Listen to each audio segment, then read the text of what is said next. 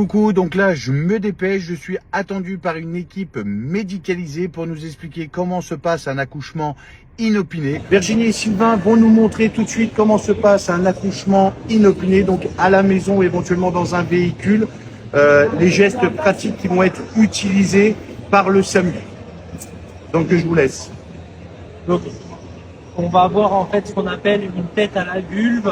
Donc, dès que la tête est à la vulve, on va en fait venir contrôler la sortie, en même temps appuyer sur le périnée pour relâcher un petit peu le muscle du périnée. Donc là, la tête, elle va sortir tout doucement.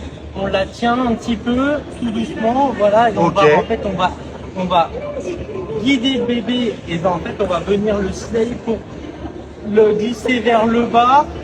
Ensuite, remonter l'épaule du haut, et là, il va arriver tout doucement. Là, il faut super bien le tenir parce que ça glisse vraiment beaucoup.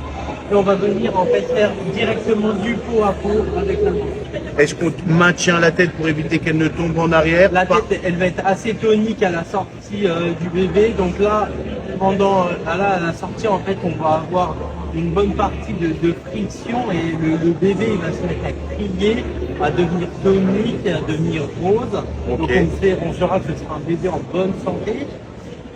Il va falloir rapidement venir le couvrir sur l'avant parce que ça va être, le risque là, c'est l'hypothermie. Il passe de la température Bien sûr. de l'intérieur de la maman à l'extérieur à la température extérieure. Donc il faut vraiment le couvrir très rapidement. Donc directement sur la peau, on va venir mettre un bonnet aussi rapide au niveau de la tête. Voilà. Et s'il venait y avoir éventuellement le souci des moments, c'est s'il s'étouffe, on le voit souvent à la télé, s'il vient à être encombré, quel est le geste très rapide que vous allez mettre en place éventuellement pour désencombrer les voies respiratoires du bébé? Tout simplement avec une petite compresse ou un petit linge qu'on aurait sous la main, venir dégager les voies aériennes supérieures et également au niveau du nez.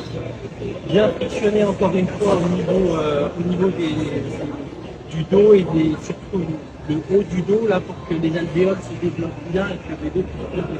Très très bien. Quand j'ai vu l'expulsion, donc la tête passe et après vous avez fait passer une épaule avant. Et après ça y va. C'est l'épaule antérieure et l'épaule inférieure et du coup le bébé après sort. Une fois que les épaules sont passées. Très très bien. Eh bien écoutez, Virginie et Sylvain, je vous remercie énormément pour cette explication et j'espère que ça servira à nos abonnés pour les réconforter sur un accouchement. Merci beaucoup. De rien.